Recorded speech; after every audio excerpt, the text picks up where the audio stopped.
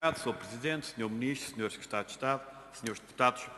Sr. Ministro, nós estamos hoje, portanto, aqui a apreciar a proposta de lei relativa ao Orçamento de Estado para 2018, numa área muito importante, como o Sr. Ministro teve a oportunidade de referir, para Portugal. É realmente uma política de Estado, de afirmação do país no mundo a vários níveis, ainda por cima num país que todos sabemos, repartido pelo mundo, com comunidades bastante importantes, espalhadas pelos 5 continentes. Esta proposta de lei, também pelas declarações do Sr. Ministro, aponta um conjunto de desafios diversos que estão inscritos na proposta de lei e é verdade que nós achamos sempre que os orçamentos são insuficientes, gostaríamos de ter mais, percebemos também as declarações do Sr. Ministro e compreendemos que têm que ser adaptados a uma realidade, e a esta realidade neste momento, mas a primeira pergunta que lhe deixamos é se, face às cativações que tiveram lugar, tanto para os orçamentos de 2016 e 2017, se o Sr. Ministro dos Negócios Estrangeiros considera que tem todos os instrumentos necessários para cumprir os objetivos inscritos na proposta de lei para o Orçamento de Estado de 2018. Esta é realmente a primeira pergunta, se tem ou não tem os instrumentos. Eu também agora queria fazer referência ao que o Sr. Ministro já falou com as comparações. O Sr. Ministro tem razão. Nós não podemos comparar a proposta de lei de orçamento para 2018 com aquilo que foi executado ou a previsão de execução. Nós temos que a comparar com aquilo que é comparável, que é a proposta de lei para 2017. E, portanto, o anúncio que foi público do crescimento do orçamento em quase 11% é apenas de 4,7% se compararmos orçamento a orçamento.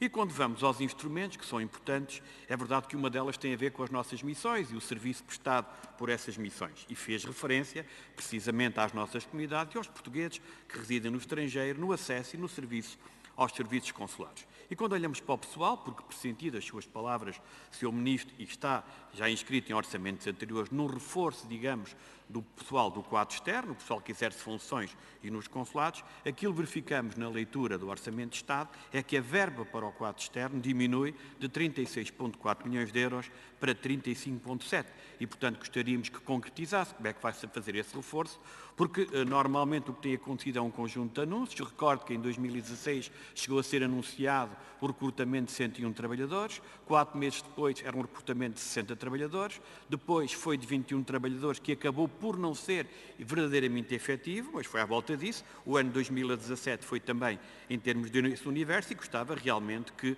nos facultasse essa informação, que concretizasse até que ponto vai ser feito esse reforço. No quadro interno do pessoal do Ministério também há uma ligeira descida, passa de 120,4 para 119,5. Os próprios gastos administrativos do Ministério dos Negócios Estrangeiros também eles baixam, de 131,6 para 129,4. E depois, missões diplomáticas, consulados, têm também a ver com espaços e as rendas das chancelarias e as rendas das residências. As rendas das chancelarias baixam precisamente 300 mil euros, ou à volta de 300 mil euros, das residências 400 mil euros, e a pergunta também aqui deixamos é onde é que o Ministério vai cortar e não cortando, onde vai alterar, mudar, até porque o Sr. Ministro falou aqui de reestruturação e poderia eventualmente concretizar um pouco mais. Relativamente ao pessoal, e permitam-me esta parte, hoje que estamos livres de um constrangimento que conhecemos no passado e que, com o povo português, conseguimos superar, eu gostava aqui de deixar duas matérias, uma até que já referi na discussão do orçamento do ano anterior. A primeira é perguntar se o Sr. Ministro entende que estão criadas as condições necessárias para rever as despesas de representação dos diplomatas e dos técnicos especialistas para as adaptar a uma realidade, por vezes local e por vezes em termos gerais, dado que estas despesas de representação, há praticamente uma década, não são alteradas. E a segunda questão, que já referi na apresentação, na discussão da proposta de lei para o Orçamento de 2017, prende-se com o pessoal do quadro externo, do Ministério dos Negócios Estrangeiros e com os professores do ensino do português no estrangeiro, perceber se o Sr. Ministro entende que já há condições para se procurar uma solução de alívio fiscal que permita adequar a tributação a estes trabalhadores àquilo que é a realidade fiscal dos países onde eles exercem funções. Relativamente aos serviços consulares, é público, as comunidades conhecem, os portugueses que estão no estrangeiro sabem que há bastantes dificuldades neste momento. nós temos os atrasos no atendimento que não param de aumentar, temos um conjunto de suspensões de atendimento com encerramentos provisórios de algumas estruturas na Alemanha e no Brasil, porque o material, as máquinas não estão a funcionar, o próprio programa e plano de permanências está em jogo pelo facto de não haver material suficiente para dar seguimento àquilo que estava programado e, portanto, nós perguntamos o que é que vai ser feito para corrigir esta situação, porque houve certamente alguma falta de investimento, para que hoje temos um conjunto de situações em que os postos não podem atender, às vezes não é por falta de funcionários, às vezes é porque o material ou está obsoleto, ou está avariado, ou não houve manutenção, e isto é praticamente em todos os postos, ou em todos os setores, digamos, dos 5 continentes em que Portugal tem representações diplomáticas. E já agora sobre isso, só uma nota muito simples, a verba do Simplex aparecia com 600 mil euros para 2017 e aparece com 80 mil euros para 2018. Como já não tenho muito tempo, vou abordar de uma forma muito superficial a questão do Instituto Camões, dizer que sobre outras matérias da língua, cultura, CPLP, integração da economia, haverá outros senhores deputados que terão a oportunidade de questionar o seu ministro, mas apenas dizer que no Camões as verbas muito particularmente relativas ao ensino do português no estrangeiro assemelham-se ao passado, a rede mantém-se inalterável, teremos a oportunidade ainda de fazer algumas perguntas, mas eu gostaria de fazer uma pergunta sobre aquilo que é a plataforma Portugal Mais Perto. Plataforma de ensino à distância, que o Sr. Ministro esteve na sua apresentação, uma plataforma que é uma colaboração, uma parceria entre o Instituto Camões, que é da sua tutela, Sr. Ministro, e uma editora, que é a Porto Editora. Isto tem custos para os portugueses que queiram comprar estes produtos, particularmente da diáspora, e gostávamos de saber quantos, como, quais as receitas, porque não temos absolutamente informação nenhuma. E isto comporta, ou pode ser 40 euros ou 90 euros se tiver tutor, e, portanto, independentemente do sucesso, haverá aqui valores a avaliar e gostávamos de ter conhecimento.